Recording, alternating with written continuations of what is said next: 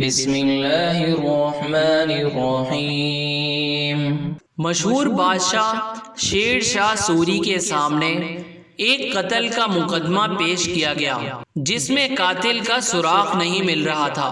شیر شاہ سوری نے مقدمے کی سماعت کے بعد ایک وزیر کو حکم دیا کہ جس علاقے میں قتل ہوا ہے اس کے آس پاس کے کسی درخت کو 2 آدمی بھیج کر کٹواؤ، اور جو سرکاری عامل درخت کے کاٹنے کی اطلاع پر آئے انہیں پکڑ کر میرے پاس لے آؤ۔ وزیر نے 2 آدمی درخت کاٹنے کے لیے موقع واردات پر بھیجے۔ وہ ابھی درخت کاٹ ہی رہے تھے کہ علاقے کے سرکاری عاملوں نے انہیں موقع پر آن پکڑا۔ ان دونوں آدمیوں نے درخت کاٹنا چھوڑ دیا اور ان سرکاری عاملوں کو بادشاہ کے پاس لے گئے۔